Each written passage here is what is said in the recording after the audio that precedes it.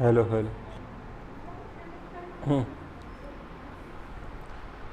ठीक आहे. तर जावाचं पण बघायला गेलं ना तर खूप डेपमध्ये मी शिकवतो. जावाचं जवळपास आता 40व लेक्चर चाललेलं आणि आज माझं एक्सेप्शन हँडलिंग संपलं. पूर्ण ओ पी जे शिकलेले आणि त्या ओ पीच्या बेसिसवर मी प्रोजेक्ट टाकलेले आहे त्याच्यामध्ये. कन्सोल बेस ॲप्लिकेशन आज बनवायला दिलं. आता 3 दिवस त्यांना तो टास्क आहे की ते आधी तुम्ही स्वतः बनवून बघा, नंतर मी बनवून तेव्हा तुम्ही बघायचं. पण मला माहिती की 90% मुले असे राहणार आहे याच्यामध्ये की मी जो टास्क दिला आहे तो करणारच नाही आणि direct ChatGPT करतील आणि मला दाखवते. याच्यामुळं काय झालं आहे की पेशन्स लेवल कमी होत चालली आणि कोणत्याही प्रॉब्लेम सॉल्व्हरला जसे मुलं पाहिजे तसे कंपनीला मिळत नाही. आणि नाही मिळालं का द्या घरी काढून. बरोबर आहे का नाही. त्यांना असं टास्क दिलं जातं, टास्कवर तुम्हाला जर काम करायला वाटतं ही टीम खरंच काम करू शकते का, की असे काही प्रॉब्लेम आले तर भले ए आयचं यूज करून पण असं इफेक्टिव्ह वर्क आणू शकते का. जर नाही आणत आहे ना मग घरी काढून देतो. असं एक मेन सोल्युशन असतं. कंपनीला असे लोक पाहिजे की ज्यांनी खरंच काम केलेलं आहे. बरोबर आहे की नाही. त्यांना काही प्रॉब्लेम स्टेटमेंट दिले ते सॉल्व करू शकतं. पण मुलांचा आता पेशन्स लेवल असा कमी होत चालला आहे की त्यांना एवढं एवढं जरी सोल्युशन दिलं, डी एस एचा एखादा प्रॉब्लेम सॉल्व करायला लावला तर डायरेक्टली ते काय करतं, screenshot ChatGPT, screenshot ChatGPT, copy paste. याच्यातून तुमचं लॉजिक हे झिरो बिल्ड होणार आहे. ठीक आहे. जेव्हा तुम्ही लर्निंग पेजमध्ये ॲटलिस्ट तेव्हा तरी चॅट जी पी टी तुम्ही यूज नका करू, असं माझं म्हणणं आहे. आणि हे आजकाल कॉलेजचे टीचर आणि सगळेजण यूज करतातच ChatGPT. Even मी पण करतो. पण आता तुम्ही ज्या स्टेजला आहे ना त्या स्टेजला तुम्ही नाही केलं पाहिजे. त्यांनी इवन डी एस सीचा प्रॉब्लेम इवन मी जेव्हा सॉल्व करायचं तेव्हा मी कधीच यूज नाही केलं चॅट जी पी टी वगैरे. मी तेव्हा लास्ट स्टेज ही चॅट जी पी टी आणि व्हिडिओ ठेवायचं. पण आता पोरं पहिली स्टेज व्हिडिओ आहे आणि दुसरी stage ChatGPT, त्याच्यानंतर खतम विषय असे. सगळ्यात पहिलं आज आपल्याला काय शिकायचं आहे तिथून आपण स्टार्ट करू. आपल्याला काय शिकायचं आज, आपल्याला जर स्टार्ट करायचं आहे की नेमकी ऑपरेटर काय असतात, कोणत्या कोणत्या टाईपचे ऑपरेटर आहे. व्हॉट इज ऑपरेटर, ऐकलं आहे तुम्ही ऑपरेटरबद्दल काही. ठीक आहे. तर सी लँग्वेजमध्ये पण मी तुम्हाला ऑपरेटर शिकवले होते. तर ऑपरेटर काय असतं त्याच्या आधी मी तुम्हाला एक असं समजू शकता की ज्याच्यामुळे ऑपरेशन काहीतरी होणार आहे. बरोबर आहे. जसं की तुम्ही म्हणू शकता की 2 नंबरला ॲड करायचे. हा एमध्ये एक नंबर आहे, बीमध्ये एक नंबर आहे. जसं की याच्यामध्ये 10 आहे आणि याच्यामध्ये काय आहे तुमचे 20 आहे. ह्या 2 नंबरचं ॲडिशन करायचे आपल्याला. तर ॲडिशन करण्यासाठी काय यूज करतो आपण, प्लस यूज करतो. आणि यांचा जो रिझल्ट येतो तो काय असतो तुमचा 30 हा रिझल्ट असतो. तर यांच्या दोघांमध्ये हे जे प्लस यूज केलं आहे ज्याच्यामुळे काहीतरी ऑपरेशन होणार आहे. बरोबर. ए प्लस बी केलं तुम्ही काय येणार आहे तुम्हाला 30 तुम्हाला मिळणार आहे. ते प्लस म्हणजे तुमचं काय असतं, ऑपरेटर असतं तुमचं. काय असतं, ऑपरेटर असतं. आणि ए आणि बी तुमचे काय असतं, ऑपरंट तुमचे असतं. काय असतं, ए आणि बी ऑपरंट तुमचे असतं आणि हे काय असतं तुमचं ऑपरेटर असतं. दोघांमधला फरक समजला काय, ऑपरेटर काय असतं आणि ऑपरंट काय असतं, समजलं आहे फरक.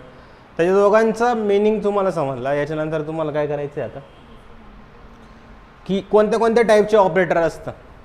बरोबर आहे की नाही. बरोबर आहे की नाही. तर सगळ्यात पहिले मी तुम्हाला ऑपरेटर शिकवतो. ते म्हणजे कोणतं आहे तुमचं असाइनमेंट ऑपरेटर. कोणतं आहे, टाईप्स ऑफ ऑपरेटरमध्ये सगळ्यात पहिले बघा टाईप्स ऑफ ऑपरेटर. तर सगळ्यात पहिले तुमचं कोणतं, असाइनमेंट ऑपरेटर. Assignment operator. नंतर कोणतं आहे तुमचं ॲरिथमॅटिक ऑपरेटर्स. ॲरिथमॅटिक ऑपरेटर. नंतर काय तुमचं short hand operator. Shorthand operator. नंतर कोणतं आहे तुमचं रिलेशनल ऑपरेटर. Relational operator. नंतर कोणतं आहे तुमचं रिलेशनल ऑपरेटर. नंतर लॉजिकल ऑपरेटर. कोणतं आहे, लॉजिकल ऑपरेटर. नंतर तुमचं येतं लॉजिकल नंतर काय येतं बिटवाईज ऑपरेटर. ठीक आहे, बिटवाईज ऑपरेटर. अजून एक येतं तुमचं युनरी ऑपरेटर. कोणतं येतं युनरी ऑपरेटर. आणि अजून एक तुमचं येतं टर्नरी ऑपरेटर. कोणतं येतं? Ternary operator. असे खूप सारे ऑपरेटर तुमचे येतात. ठीक आहे, खूप सारे ऑपरेटर तुमचे येतात. यामध्ये तुम्हाला आधी ऑपरेटर काय याचा मिनिंग समजला आणि ऑपरंट काय याचा मिनिंग समजला. तर हे जे क्लासिफिकेशन केलं गेलं आहे ना ते तुमच्या ऑपरंटच्या बेसिसवरच क्लासिफिकेशन केले. जर तुम्ही 2 ऑपरंट यूज करू शकता ना तर त्याच्यामधलं कोणतंही पण ऑपरेटर यूज करू शकता. 2साठी कोणतं bit wise, logical, relational, short hand, arithmetic, assignment हे कोणतं यूज करू शकता. तुम्ही जर सिंगल ऑपरंट यूज करत असाल ना तुम्ही काय येशाल तुमचे युनरी ऑपरेटर येईल.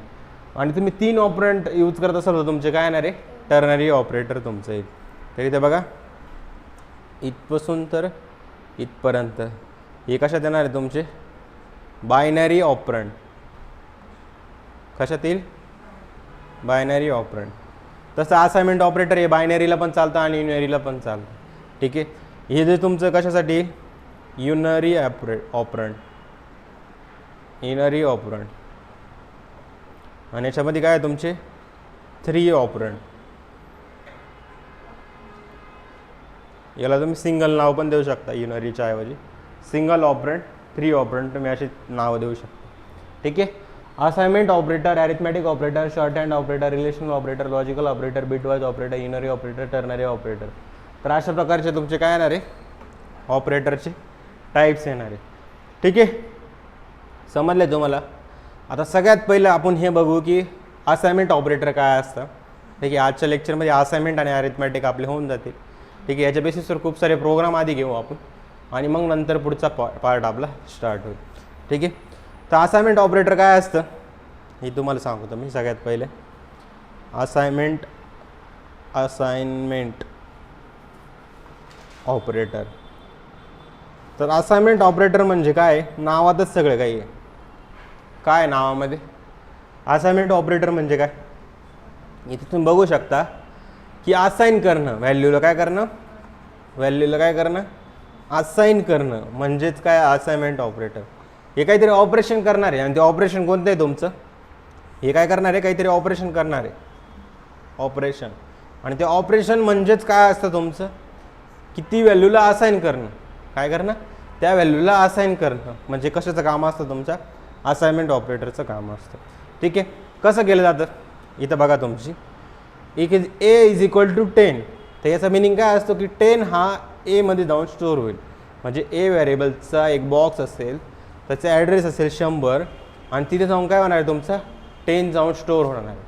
तर अशा प्रकारे काय हे काम हे मधलं जे ऑपरेटर आहे हे जे मी तुम्हाला डिनोट करतोय हे जे ऑपरेटर आहे यालाच काय म्हणतो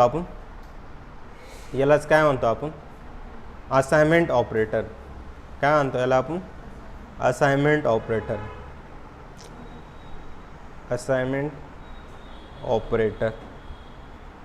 ठीक आहे,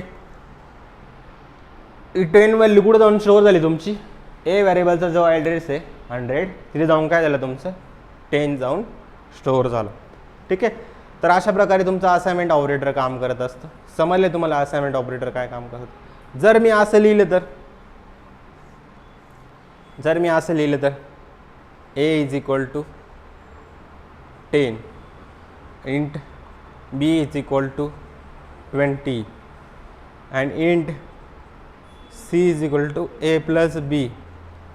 आणि इथं काय लिहिलं मी यांना प्रिंट केलं. कशाला प्रिंट एफ %d आणि सीला इथं काय केलं मी प्रिंट केलं. तर हे काय झालं तुमचं एक एक्सप्रेशन. काय एक्सप्रेशन काय करणार आहे माहिती का इव्हॅल्युएट होणार आहे आधी. हे काय होईल तुमचं इव्हॅल्युएट होईल. इव्हॅल्युएट कसं होईल तुमचं ही जी व्हॅल्यू असते याला काय म्हणतो आपण लिटरल.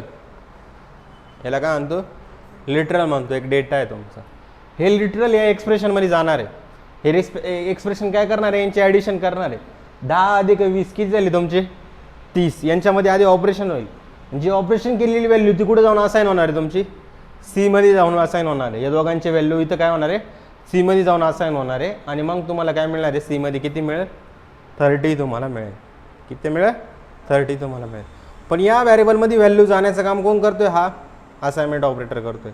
या व्हेरिएबलमध्ये तुमची लिटरल व्हॅल्यू घालण्याचं काम कोण करतोय हा करतोय. या दोघांमध्ये हे जे एक्सप्रेशन आहे या ऑपरेंडमध्ये जी व्हॅल्यू आहे तिथं कोणती व्हॅल्यू तुमची 10 आणि 20, त्या ऑपरेंडच्या व्हॅल्यू ऑपरेंडमध्ये जी व्हॅल्यू आहे त्या व्हॅल्यूवर आपलं ऑपरेशन होणार आहे, ठीक आहे. आणि ऑपरेशन करून आल्यानंतर जे रिझल्ट येतो तो कुठं जाणार आहे तुमचा सीमध्ये जातो, आणि त्या सीमध्ये नेण्याचं काम कोण करते, असाइन करण्याचं काम कोण करते, हा इज इक्वल टू ऑपरेटर आपला करत असतो, म्हणजे असाइनमेंट ऑपरेटर आपला करत असतो, ठीक आहे. समजले, ठीक आहे. तर ॲडिशन ऑफ 2 नंबरचा प्रोग्राम आहे, पण त्याआधी तुम्हाला ॲरिथमॅटिक ऑपरेटर जाणून घेण्याची गरज आहे, मी पुढं तुम्हाला सांगू. समजले तुम्हाला असाइनमेंट ऑपरेटर काय काम करतो, ठीक आहे. ठीक आहे, तर नेक्स्ट आपण बघू ॲरिथमॅटिक ऑपरेटर. नेक्स्ट काय बघायचं आपल्याला, ॲरिथमॅटिक ऑपरेटर. ॲरिथमॅटिक ऑपरेटर. तर ॲरिथमॅटिक ऑपरेटर म्हणजे काय म्हणू शकता की ज्यामध्ये न्यूमेरिकल ऑपरेशन परफॉर्म करण्यासाठी आपण मेनली काय करतो, या ॲरिथमॅटिक ऑपरेटरचा यूज करतो. कशासाठी यूज करतो आपण, न्यूमेरिकल ऑपरेशन काय यूज करतो आपण, इथे ॲरिथमॅटिक ऑपरेटर यूज करत असतो.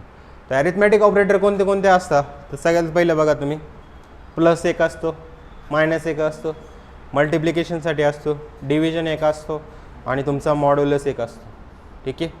ही कशासाठी यूज करतो आपण, जसं की 2 + 3 किती आलं तुमचं 5, 5 - 2 किती आलं तुमचं 3, 5 × 2 किती आलं तुमचं 10, 5 / 2 किती आलं तुमचं, इंटीजरमध्ये स्टोअर करत असाल तर 2 येईल, आणि फ्लोटमध्ये स्टोअर करत असाल तर 2.5 येऊन लागेल.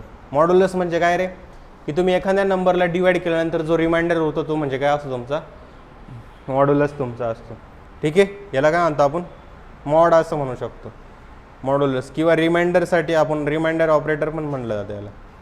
काय रिमाइंडर कसा काढला जातो हे तुम्हाला आधी मी इथं एक्सप्लेन करतो. जसं की तुम्ही काय केलं, 10ला तुम्ही काय केलं 2ने डिवाइड केलं, तर 2 × 5 = 10.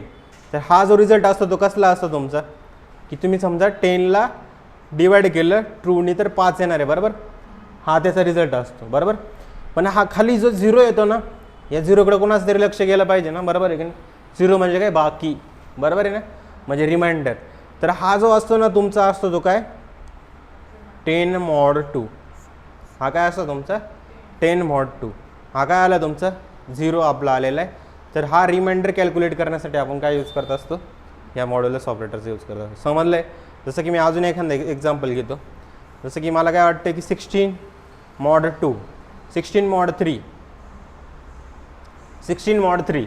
आता मी काय केलं 3ला मी डिवाइड केलं, कशाला 16ला, 3 × 5 = 15, किती उरला 1. हा 1 काय असेल तुमचा इथला रिझल्ट असेल, काय असेल तुमचा 1 रिझल्ट असेल. हा काय रिझल्ट असेल तुमचा 16/3 केल्यानंतर तुमचा 5 हा इंटीजरमध्ये येईल, त्याच्यापेक्षा जास्तच येईल 5.33 समथिंग काहीतरी येऊन लागेल, ठीक आहे. पण आपल्याला इंटीजरमध्ये स्टोअर केल्यावर तुम्हाला माहिती तो काय होणार आहे 5 म्हणूनच कन्सिडर केला जाणार आहे. समजलं आहे तुम्हाला, समजलं आहे मॉड्युलस ऑपरेटर काय काम करतो, ठीक आहे. तरी झाले असाइनमेंट आणि ॲरिथमॅटिक ऑपरेटर. आता यांचा यूज करून आपल्याला खूप सारे प्रोग्राम बनवायचे, ठीक आहे. आता सगळ्यात पहिले तरी ऑपरेटरचा प्रोग्राम बनवू आपण, आणि नंतर आपण बरेचसे प्रोग्राम इथं घेऊन घेऊ, ठीक आहे.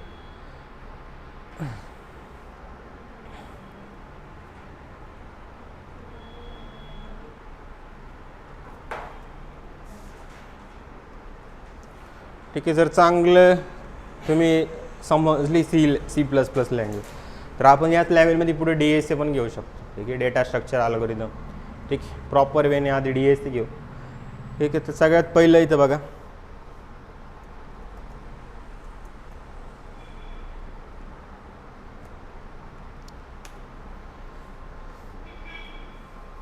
काय करतो आपण सगळ्यात पहिलं #include IO stream, ठीक आहे. त्यानंतर काय केलं मी युजिंग नेमस्पेस std, ठीक आहे. त्याच्यानंतर काय केलं मी इंट मेन, आणि त्यानंतर काय केलं मी रिटर्न 0. काय केलं रिटर्न 0. आता आपल्याला काय करायचं आहे की हे ऑपरेटर आपल्याला समजायचे. सगळ्यात पहिले काय सांगितलं मी इंट a = 10. याच्या आधी मी पण असाइनमेंट ऑपरेटरचा यूज करत होतो, पण तुम्हाला असाइनमेंट ऑपरेटरचा मिनिंग आत्ता कळाला असेल, ठीक आहे. याला असाइनमेंट ऑपरेटर म्हणतो, आता समजलं तुम्हाला, ठीक आहे. आता इथं काय करतो आहे मी, याला प्रिंट करतो आहे, प्रिंट मग आपण इथं काय यूज करतो, सी आउट काय करतो आपण, ए इथं करत असतो. याला रन केल्यानंतर बघा तुम्हाला काय दिसेल, 10 तुम्हाला दिसेल. पाहिजे तर तुम्ही याच्या आधी मेसेज पण प्रिंट करू शकता. कसा, या अशा प्रकारे इथं बघा ए इज इक्वल टू, ठीक आहे, इज इक्वल टू, पाहिजे तर तुम्ही इथं स्पेस द्या थोडासा, ठीक आहे. ए इक्वल टू, मग तुम्ही जी व्हॅल्यू टाकली ती काय तुम्हाला इथे दिसेल, ए इक्वल टू 10. मला स्पेस नको आहे, मग तर स्पेस मी काय करू शकतो, इथून काढू पण शकतो. याला रन केलं मी, रन केल्यानंतर बघा परत तुम्हाला काय मिळालं, ए इक्वल टू 10 तुम्हाला इथे मिळालं, ठीक आहे. तर हे झालं तुमचं काय झालं तुमचं असाइनमेंट ऑपरेटरचं ॲक्च्युअल मिनिंग तुम्हाला कळालं. अजून असाइनमेंट ऑपरेटर आणि अरिथमॅटिक ऑपरेटरचं एक मिक्सचर कॉम्बिनेशन येतं, त्याला म्हणतात शॉर्ट हँड ऑपरेटर, किंवा तुम्ही त्याला असाइनमेंट ऑपरेटरचाच एक पुढचा पार्ट मानू शकता. पण मी तुम्हाला हे पुढं शिकवल, ठीक आहे. पाहिजे तर आता पण घेऊ शकतो आपण, पण आधी आपले ते प्रॉब्लेम झाले पाहिजे जे मला घ्यायचे, लॉजिकल क्वेश्चन, ठीक आहे. समजले असाइनमेंट ऑपरेटरचा मिनिंग काय करतो. हा 10 ही व्हॅल्यू कुठे जाऊन स्टोअर करतो, तुमचा ए नावाच्या व्हॅरिएबलचा जो ॲड्रेस आहे किंवा ए नावाचं जे व्हॅरिएबलचं लोकेशन आहे तिथे जाऊन काय करणार आहे, तो स्टोअर करणार आहे, ठीक आहे. आता त्याच्यानंतर आपल्याला स्टडी करायचं आहे, काय स्टडी करायचं आहे की जसं ॲरिथमॅटिक ऑपरेटर, काय स्टडी करायचं आपल्याला, ॲरिथमॅटिक ऑपरेटर. तर कोणते असतं ॲरिथमॅटिक ऑपरेटर, तुम्हाला सांगितलं मी, plus, minus, multiplication, division, modulus, हे काय असतं तुमचे ॲरिथमॅटिक ऑपरेटर असतं. तर कशा वेळेने आपलं ॲरिथमॅटिक ऑपरेटर काम करतं हे तुम्हाला एक्सप्लेन करतो. Int x is equal to काय केलं मी, 10 मी घेतला, आणि सेम मी काय केलं, int y is equal to काय घेतलं मी, 20 मी इथं घेतलं. काय घेतला, एक्समध्ये 10 आणि वायमध्ये 20 आपण इथं घेतलं. नेक्स्ट आपल्याला काय करायचं आहे, सी आउट काय आहे तुमचं, ॲडिशन इक्वल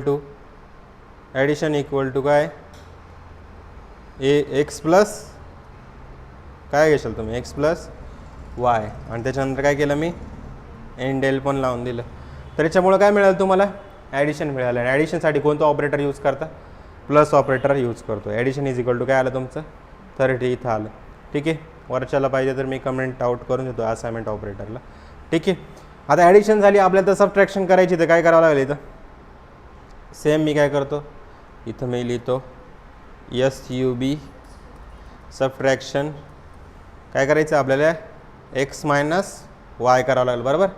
सेम आपल्याला काय करायचं आहे, मल्टिप्लिकेशन, ठीक आहे, मल्टिप्लिकेशन MUL, आणि आपल्याला काय करायचं आहे, एक्स इंटू वाय, ठीक आहे. सेम काय करायचं तुम्हाला, डिव्हिजन करायची.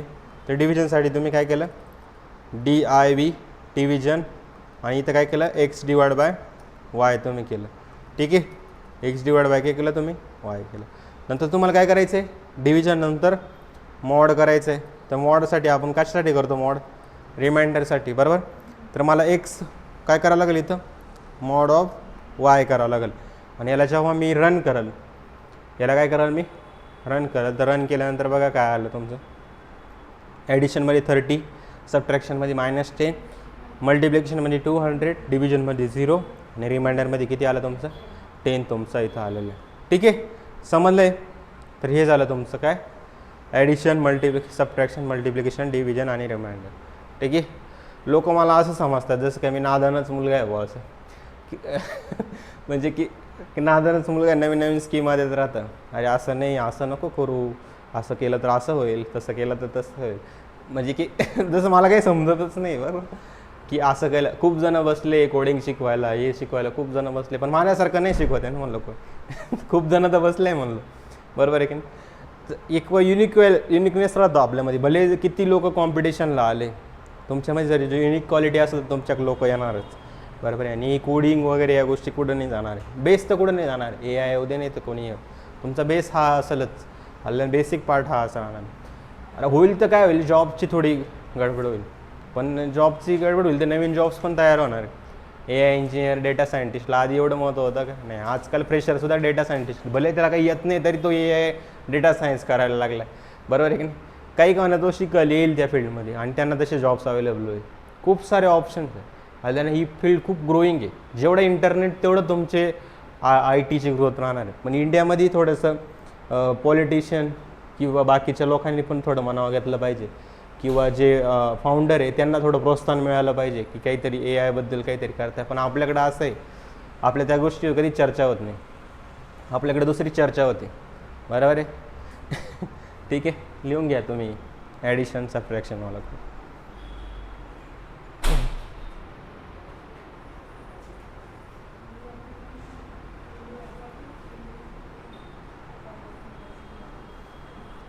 आपल्याला स्वॅपिंग ऑफ 2 नंबरचा प्रोग्राम घ्यायचा आहे. हे लिहून घ्या पटकन फास्ट वेमध्ये. तसं लिहू शकता, जास्त काय हार्ड नाही. घेऊ का मग प्रोग्राम पुढचा नेक्स्ट? ठीक आहे. तर स्वॅपिंग ऑफ 2 नंबरचा प्रोग्राम आपल्याला घ्यायचा. कोणता?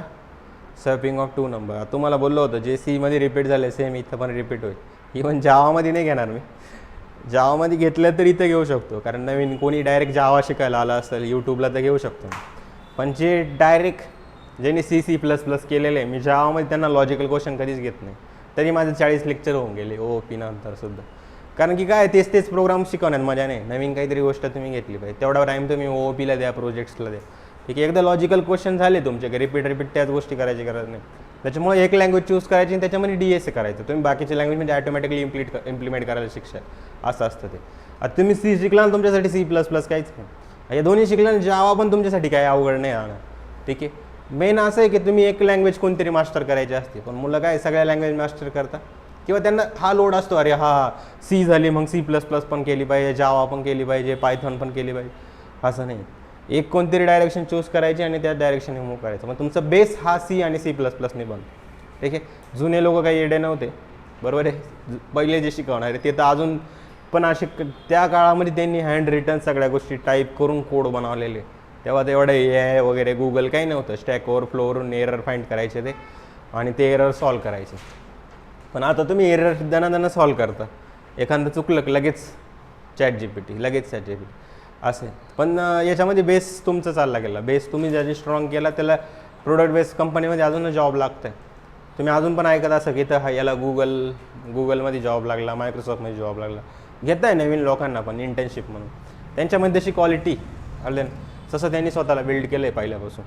ठीक आहे. आता नेक्स्ट आपल्याला काय करायचं आहे की स्वॅपिंग ऑफ 2 नंबर. याच्यामध्ये मेनली तुमचा कशाचा यूज होतो? असाइनमेंट ऑपरेटरचा यूज होतो. Swapping of 2 number. काय माहिती तुम्हाला स्वॅपिंग ऑफ 2 नंबरबद्दल? स्वॅपिंग ऑफ 2 नंबरचा प्रोग्राम तुम्हाला शिकवला ना मी. कसं करता आपण? सगळ्यात पहिलं की जसं की मी एक कंटेनर बनवलेलं आहे, जे पहिल्यांदा शिकतात त्यांच्यासाठी मी सांगतो. ठीक आहे. ज्याच्यामध्ये काय ए नावाचं एक कंटेनर आहे तुमचा. सेम मी काय केलं आहे, B नावाचं कंटेनर आहे. ठीक आहे. जसं की एका कंटेनरमध्ये काहीतरी मी समजा 10 व्हॅल्यू ठेवली आणि Bमध्ये काय ठेवली, 20 ठेवली. आता मला काय करायची, या कंटेनरमधली जी व्हॅल्यू आहे ती या कंटेनरमध्ये आणायची, आणि या कंटेनरमध्ये ही व्हॅल्यू ती इथं आणायची. तर त्याच्यामध्ये ना तुमचा फर्स्ट अप्रोच येतो की तुम्ही एक मिक्स नाही करायची. तुम्हाला मिक्स नाही करायची म्हणजे काय, एक जसं की या डब्यामध्ये तुम्ही काहीतरी साखर ठेवलेली आणि या डब्यामध्ये काय तांदूळ ठेवलेले. आता जर तुम्ही मिक्स केलं तर काय होईल, तुम्ही काहीच कळणार नाही. मग ते सेपरेट करायला पण किती अवघड राहतं. तसं मला माहिती, मी थोडंफार काम केले घरी पण आलं ना. तर त्याच्यामध्ये काय होतं की इथं डायरेक्ट सेपरेट नाही होऊ शकत, बरोबर आहे की नाही. आता ते सेपरेट करायचे म्हणजे काय करावं लागणार आहे की एक तर तुम्ही काय करू शकता, तुम्हाला जर पहिल्यांदा हा डब्बा खाली करावा लागेल, बरोबर आहे. मग ह्या डब्यामधले जे काय तांदूळ होते ते आपल्याला इथे टाकावं लागेल खाली केल्यानंतर. आणि मग इथं जो तिसऱ्या डब्यामध्ये तुम्ही घेतला आहे टेम्पररी म्हणून, त्याला परत तुम्ही इकडे टाकून घेऊ शकता, बरोबर आहे. 2 यांच्यामध्ये काय करायचं आपल्याला स्वॅप करायचं. याच्यासाठी मी काय केलं, एक थर्ड व्हेरिएबल आपला आला. काय आला? थर्ड व्हेरिएबल आपला आला. आणि तो थर्ड व्हेरिएबल म्हणजे काय असतो तुमचा, टेम्पररी व्हेरिएबल असतो. ठीक आहे. या टेम्पररी व्हेरिएबलमध्ये मी काय केलं, की ह्या डब्यामधलं जे कंटेंट आहे काय आहे तुमचं 10 आहे, त्या 10ला काय केलं मी टेम्पररी व्हेरिएबलमध्ये, टेम्पररी जो डब्बा होता त्याच्यामध्ये टाकून दिलं.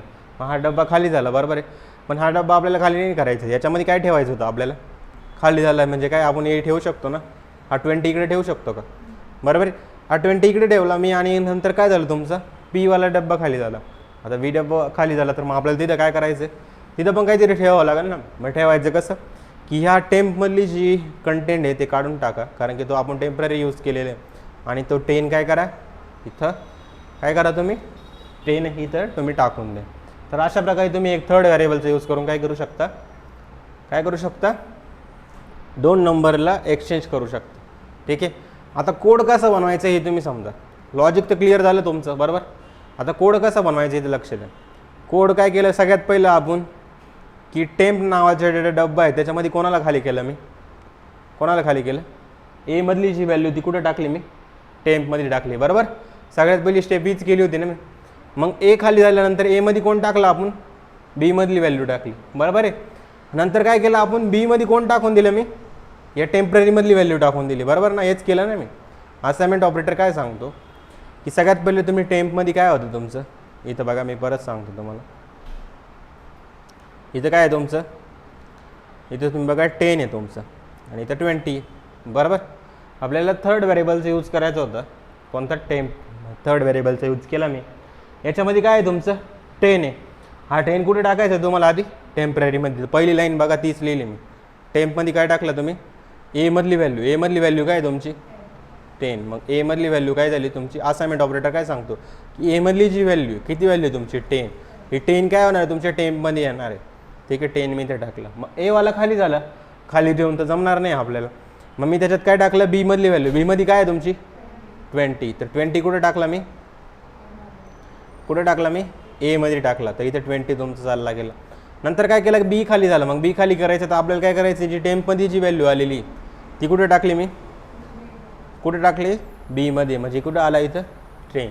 तर अशा प्रकारे तुम्ही थर्ड व्हेरिएबलचा यूज करून 2 नंबरला काय करू शकता, स्वॅप करू शकता. लॉजिक पण कळालं, कोड पण काय तो कळाला. आता याला इम्प्लिमेंट करू. ठीक आहे. तर सगळ्यात पहिलं बघा काय करायचं आहे मला. इथं मी काय करेल की 2 नंबरला काय करायचं आपल्याला, स्वॅप करायचं आपल्याला 2 नंबरला. ठीक आहे. याच्यामध्ये कोणत्या ऑपरेटरचा यूज झाला, आपला यूज झाला फक्त असाइनमेंट ऑपरेटरचाच यूज झाला, बरोबर. तिथं काय, स्वॅपिंग ऑफ 2 नंबर. 2 नंबरला काय करायचं आपल्याला, स्वॅप करायचं. याचं लॉजिक पण तुम्हाला इथे एक्सप्लेन केलं. आता C++ ना एक वे, 3 वेने तुम्हाला सांग. आता ते एक वे तर बिटवाईज ऑपरेटरचा आहे. दुसरा जो वे सांगणार आहे स्वॅपिंग ऑफ 2 नंबरला तो कसा आहे, ॲरिथमॅटिक ऑपरेटरचा यूज आहे. ठीक आहे. आणि अजून एक वे तो कोणता आहे आपला, डायरेक्ट स्वॅप नावाचं बिल्ट इन फंक्शन आहे C लँग्वेजमध्ये. ठीक आहे.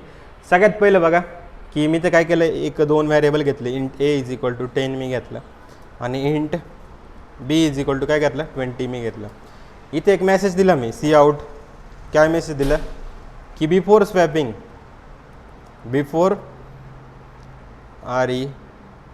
बरोबर आहे ना, बिफोर स्वॅपिंग. ठीक आहे. बिफोर स्वॅपिंग काय केलं मी इथे केलं ए. नंतर पाहिजे तर मी इथं हे लिहून देतो. ठीक आहे. याला मी काय करतो, बिफोर स्वॅपिंग इथं मी /n टाकून देतो एक. ठीक आहे, /n. आणि इथं काय करतो, A = काय करतो मी, ॲक्च्युअल ए टाकतो इथं. ठीक आहे. नंतर काय करतो, सेम मी करतो. कशासाठी करतो, B = आणि परत काय करतो मी, यांच्यामध्ये थोडा स्पेस ठेवतो आधी मी. आणि इथं काय करतो मी, ॲक्च्युअल बीची व्हॅल्यू इथं टाकतो. ठीक आहे. आता हे काय केलं आहे मी, तुम्हाला लगेच समजून येईल जेव्हा मी प्रिंट करेल तेव्हा. ठीक आहे. याला रन केलं मी. रन केल्यानंतर बघा काय आलं, /n एरर दिलं. ठीक आहे, /n. ठीक आहे. तर /nला मी इथं टाकतो. इथं मी काय करतो, /n. ठीक आहे. याला मी रन केलं. ठीक आहे. /n तुम्ही असं डबल कोट्समध्ये टाकला पाहिजे. A = 20, A = 10 आणि B = 20. आता मला काय करायचं आहे, लॉजिक आपलं लावायचं आहे. लॉजिक काय आहे आपलं, इंट टेम्पमध्ये सगळ्यात पहिले काय केलं, कोण खाली केला मी, ए मधली जी व्हॅल्यू ती खाली गेली. ए खाली झाला, मग त्या एमध्ये कोण टाकायचं आपल्याला, बी टाकायचा. नंतर बी मध्ये कोण टाकायचं आपल्याला, टेम्पररी आपल्याला टाकून द्यायचं. ठीक आहे, समजलं. आणि त्यानंतर आपल्याला काय करायचं आहे, ही जी लाईन आहे ही लाईन परत प्रिंट करतो मी. काय करतो, परत मी इथे प्रिंट करतो. आणि इथे सी आउट काय करतो, बिफोर स्वॅपिंगच्या जागी काय करतो मी, आफ्टर स्वॅपिंग करतो आणि याला रन केलं मी. रन केल्यानंतर बघा काय आलं तुमचं, before swapping a is equal to 20, b is equal to 20 आणि after swapping a is equal to 20 आणि बी इज इक्वल टू 10. झालं स्वॅपिंग. तर हा झाला तुमचा फर्स्ट वे. याचा तुम्ही फोटो काढू शकता. ठीक आहे, ठीक आहे, काढला, काढून घ्या मग. ठीक आहे, अरे हां ठीक आहे. नेक्स्ट आपल्याला काय करायचं आहे की मला या थर्ड व्हेरिएबलचा यूज नाही करायचा आहे. मग काय करशाल तुम्ही, थर्ड व्हेरिएबलचा यूज नाही करायचा आहे. ठीक आहे, मी एरिया ऑफ सर्कल, खिडकी बंद करून घ्या नाही तर कॅमेरा आपल्याला चालला जाईल. ठीक आहे, नंतर काय आपलं आपल्याला याच्यासाठी नाही, area of circle, area of square, half into base into height, असे जे प्रोग्राम आहे ना ते प्रोग्राम तुम्ही स्वतः करू शकता. ठीक आहे, पण मी लॉजिकल क्वेश्चनवर जास्त भर देणार.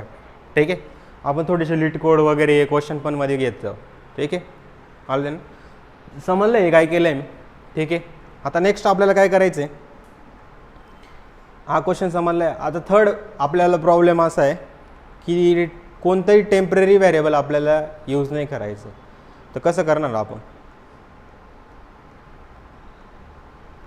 हा टेम्पररी व्हेरिएबल मला यूज नाही करायचा आहे, जो थर्ड डब्बा आहे ना तो आपल्याला यूज नाही करायचा.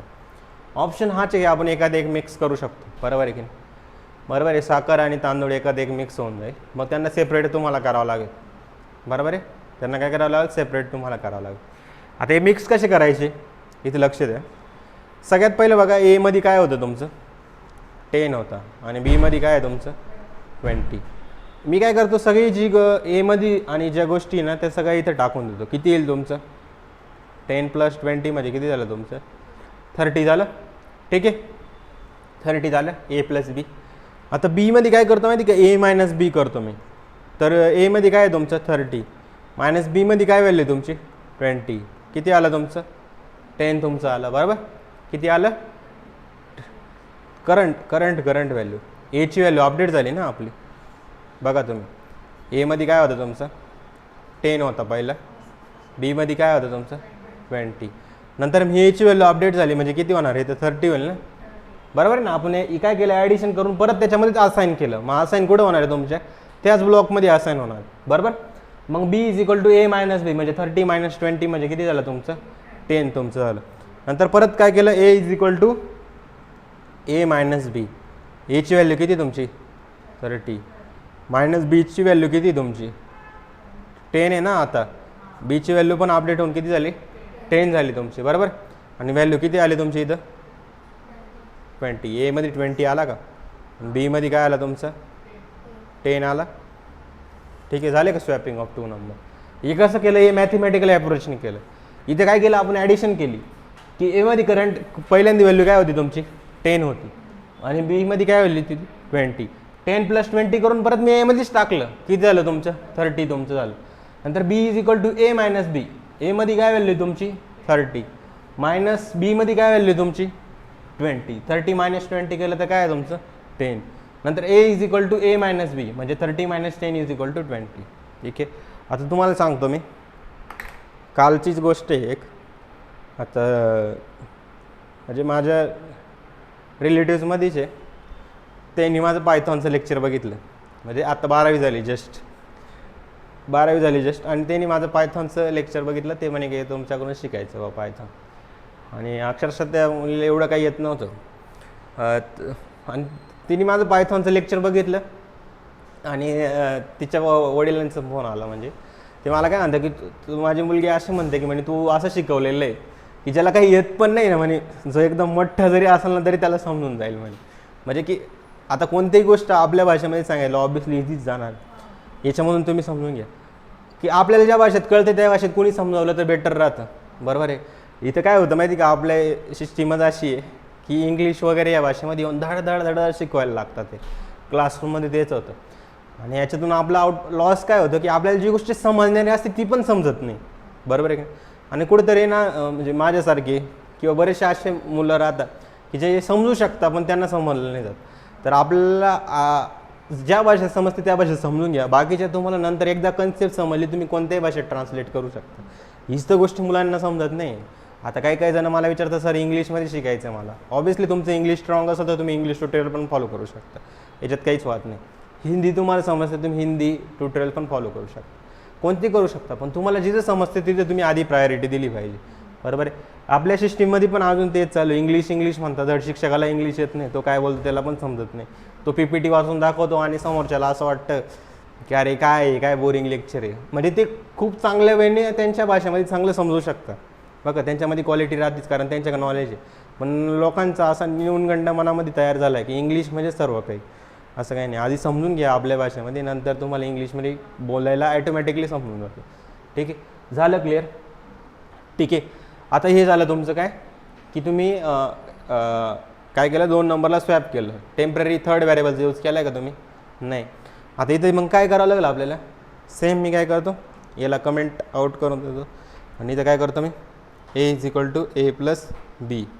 नंतर काय केलं होतं आपण, B = A - B. नंतर काय केलं आपण, A = A - B. आणि बघा तोच रिझल्ट येईल जो आपला पहिला रिझल्ट आला होता. Aमध्ये काय तुमचं 10 आहे, Bमध्ये काय 20 आहे. आफ्टर स्वॅपिंग Aमध्ये 20 आणि Bमध्ये काय झालं तुमचं 10 झालं. आणि कसं वर्क झालं याच्या मागचं लॉजिक मी तुम्हाला पूर्ण समजावलेलं. तर हा झाला दुसरा ॲप्रोच. हा ॲप्रोच तुम्हाला विचारला जातो, मुलांना येतच नाही आहे. ठीक आहे, पाहिजे तर मी परत इथं ड्राय रन करून दाखवतो. Aमध्ये काय झालं तुमचं 10 + 20 म्हणजे किती आलं तुमचं 30.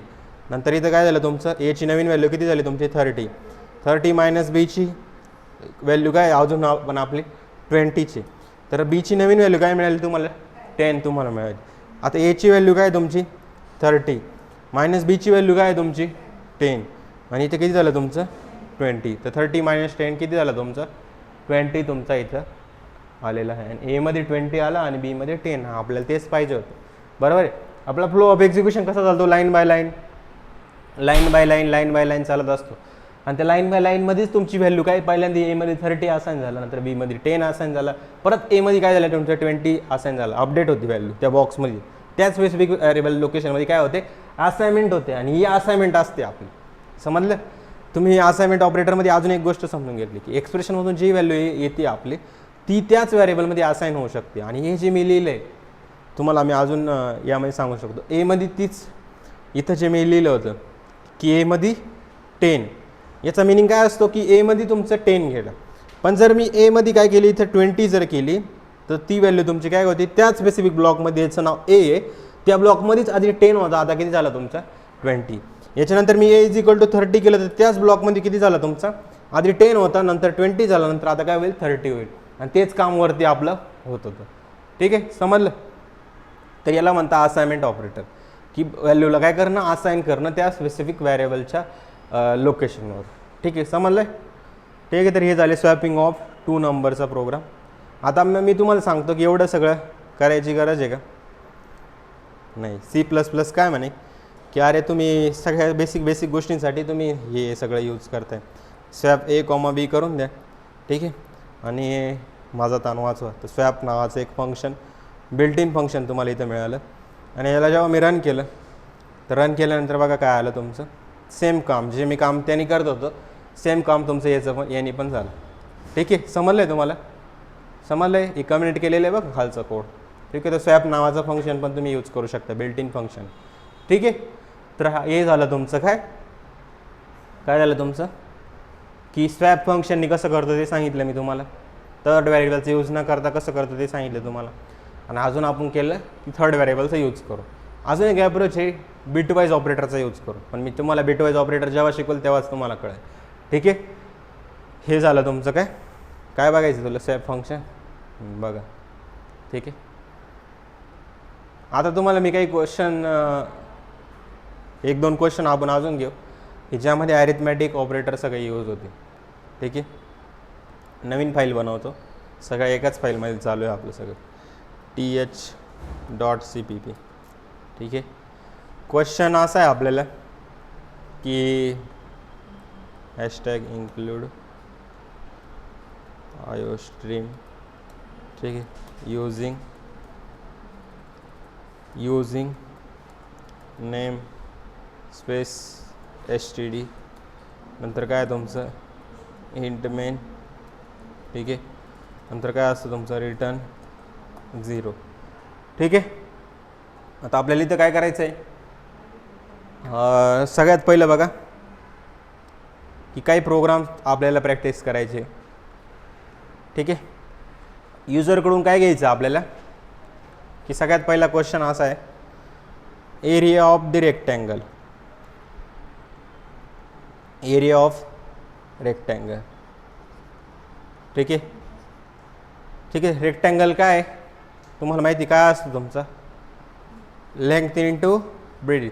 युजरकडून काय घ्यावं लागेल तुम्हाला, लेंथ आणि ब्रीथ घ्यावं लागेल, बरोबर. आणि त्यांचं मल्टिप्लिकेशन करून तुम्हाला काय करायचं आहे, एरिया ऑफ रेक्टँगल काढायचं आहे. तसंच तुम्ही area of square, area of square, square काय असतं तुमचा, साईड स्क्वेअर असतो तुमचा. ठीक आहे. तर असे खूप सारे फॉर्म्युले तुम्ही त्या फॉर्म्युलेचा यूज करून डायरेक्टली तुम्ही काय करू शकता, कोड करू शकता. युजर एक मेसेज द्यायचा, enter the length, cout वापरतो आणि इनपुट घेण्यासाठी सी इन वापरतो, बरोबर. आणि नंतर सेम एरिया ऑफ स्क्वेअरसाठी काय करू आपण, साईड युजरकडून घेऊ आणि त्याला प्रिंट करू. असे प्रोग्राम तुम्ही स्वतः करू शकता. ठीक आहे. मेन एक प्रोग्राम आहे ज्याच्यामध्ये तुम्हाला सांगितलं की डिग्री सेल्सिअसला तुम्हाला काय करायचं, डिग्री फॅरनहाइटमध्ये कन्वर्ट करायचं. तुम्ही केमिस्ट्री शिकलाय, फॉर्म्युला माहिती काय आहे, डिग्री सेल्सिअसला डिग्री फॅरनहाइटमध्ये कन्वर्ट करायचं. 1.8 डिग्री फॅरनहाइट म्हणजे काय, 1.8 इंटू काय असतं तुमचं, डिग्री सेल्सिअस प्लस 32. तर हा फॉर्म्युला तुमचा असतो कशासाठी, फॅरनहाइट डिग्रीला कन्वर्ट करण्यासाठी, सेल्सिअसला फॅरनहाइटमध्ये कन्वर्ट करण्यासाठी. तर हा प्रोग्राम मी तुम्हाला करून दाखवतो. ठीक आहे. युजरकडून काय घ्यायचं आपल्याला, इनपुट घ्यायचं. काय घ्यायचं, युजरला इनपुट घ्यायचं. सी आउट काय केलं मी, एंटर दी काय केलं मी, एंटर दी लिहिलं. टेम्परेचर इन कशामध्ये घेतलं आहे, डिग्री सेल्सिअस, CELSIUS. ठीक आहे. जे पण स्पेलिंग असेल. ठीक आहे. ठीक आहे. एल आणि वरती काय करायचं मला, फ्लोट मला करायचं. फ्लोट म्हणजे काय असेल तुमचं, सी. ठीक आहे. टेम्परेचर कशामध्ये असतं तुमचं, सेल्सिअसमध्ये असतं, बरोबर. आता हे सेल्सिअसमध्ये आलेलं आहे, या मेसेज मी दिला आणि याला काय सांगितलं की सीमध्ये जाऊन तुम्ही स्टोअर करा.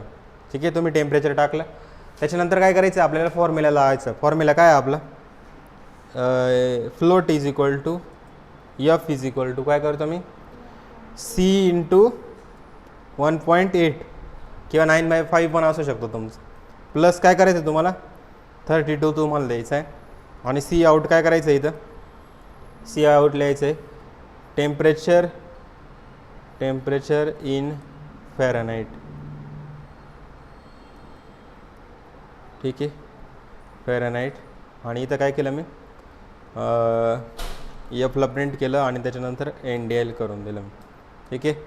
आणि इथं मी आता काय केलं, याला रन केलं. तर रन केल्यानंतर बघा काय आलं तुमचं, enter the temperature in degree Celsius 25 मध्ये टाकलं आणि टेम्परेचर इन फॅरनहाइट किती आलं, 77 आलं. तुम्ही चेक करू शकता 77 कसं आलं. ठीक आहे. समजलं आहे तुम्हाला, समजलं आहे. तर हा झाला तुमचा की तुम्ही डिग्री सेल्सिअसला कसं फॅरनहाइटमध्ये कन्वर्ट करता. तसंच तुम्ही काय करू शकता, रेक्टँगलमध्ये लेंथ आणि ब्रीथ घ्यायची आणि त्यांचं मल्टिप्लिकेशन करून जो रिझल्ट येईल तो तुम्हाला टाकायचा. तर हे पण खूप सोपं आहे.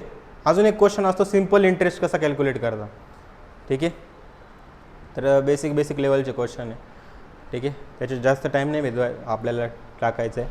तर P into R into T divide by 100. तर हा असतो सिम्पल इंटरेस्टचा फॉर्म्युला. ठीक आहे. तर सिम्पल इंटरेस्ट म्हणजे प्रिन्सिपल अमाऊंट, जसं की तुम्ही 50,000 रुपये तुमची अमाऊंट आहे. ठीक आहे. रेट ऑफ इंटरेस्ट किती लावला आहे तुम्ही, 5% लावला आहे. आणि टाईम किती दिला आहे तुम्ही, 2 वर्षाचा टाईम दिला आहे. तर तुम्हाला सांगितलं गेला व्याज किती राहील, सरळ व्याज फाइंड करायचं आहे. तर सिम्पल काय करायचं तुम्हाला, हे 2 कट केले मी, 500 आणि हे किती तुमचे 5 दुणे 10, 500 गुणिले 10 म्हणजे किती होतील तुमचे हे, आणि 10 म्हणजे 10 0 0 0 आणि हे 10 म्हणजे 50. ठीक आहे. 5 10 बरोबर ना, 500 10 5000 होतील, बरोबर. तर हे 5000 तुमचे काय येणार आहे, एवढा इंटरेस्ट त्याला द्यायचा आहे, म्हणजे 50,000 प्लस हे 5,000 करून घ्या, एवढं व्याज त्याला द्यायचं आहे. ठीक आहे, ठीक आहे. तर हे झालं तुमचं काय की सिम्पल इंटरेस्ट कसं कॅल्क्युलेट करतो. आता कंपाऊंड इंटरेस्ट पण एक फॉर्म्युला आहे, पण तुम्ही करू शकता तो कंपाऊंड इंटरेस्टचा फॉर्म्युला बघून. ठीक आहे. तर सिम्पल इंटरेस्ट आपल्याला कॅल्क्युलेट करायचं तर युजरकडून काय काय घ्यावं लागेल आपल्याला. सगळ्यात पहिलं बघा, फ्लोटमध्ये तुम्हाला काय घ्यावं लागेल, पी प्रिन्सिपल अमाऊंट, आर घ्यावं लागेल, नंतर काय घ्यावं लागेल, टाईम तुम्हाला घ्यावं लागेल. आणि मॅसेज काय द्यायचं आपल्याला इथं, मॅसेज द्यायचं आपल्याला cout enter the principal amount. काय करायचं आहे, एंटर दी प्रिन्सिपल अमाऊंट. ठीक आहे. मग युजर काय करेल, एक अमाऊंट टाकल, बरोबर आहे, एंड एल, आणि सी इन काय केलं मी, पी मी ते टाकून दिलं. ठीक आहे. नंतर काय आहे आपला, enter the rate of interest. नंतर काय केलं मी, enter the rate of interest. Enter the rate टाकतो मी फक्त, RAT रेट, त्याच्या पुढं पर्सेंटेजचा सिम्बॉल देऊन देतो. आणि इथं काय करतो मी, कशामध्ये टाकायचं आहे तुम्हाला, आर. ठीक आहे. त्याच्यानंतर काय आहे तुमचं, cout enter the years, किंवा एंटर दी टाईम तुम्ही टाकू शकता. काय टाकलं तुम्ही, टाईम.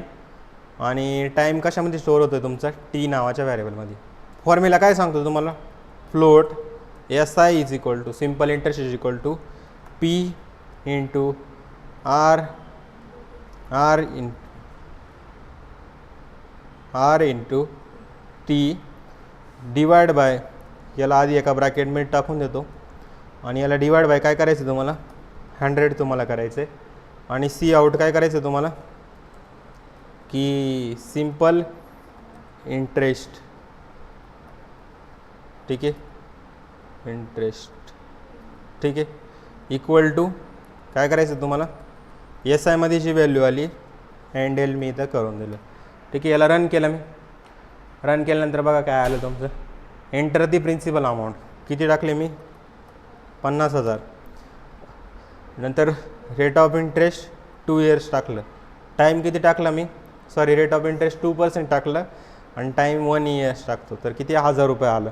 आता मी काय करतो, त्याला एंटर दी अमाऊंट 50,000च ठेवतो, आणि नंतर किती करतो, रेट ऑफ इंटरेस्ट 5 करतो, आणि टाईम किती टाकलं, 2 इयर्स टाकलं, तर त्याला किती आलं, 5,000 त्याला वर्ष पडलं. ठीक आहे. ठीक आहे. तर अशा प्रकारे तुम्ही क्वेश्चन हे बनवू शकता. ठीक आहे. खूप सारे फॉर्म्युले तुम्ही त्याला इम्प्लिमेंट करू शकता. ठीक आहे. ॲरिथमॅटिक ऑपरेटर जे डेली लाईफमध्ये कॅल्क्युलेशन करतो तुम्ही, त्याचे प्रोग्राम हे बनवू शकता. ठीक आहे. तर हा झाला तुमचा सिम्पल इंटरेस्टचा प्रोग्राम. ठीक आहे. अजून खूप सारे क्वेश्चन आहे, तुम्ही स्वतः प्रॅक्टिस करू शकता. ठीक आहे. कंपाऊंड इंटरेस्टचा ट्राय करा सॉल्व करायचं. ठीक.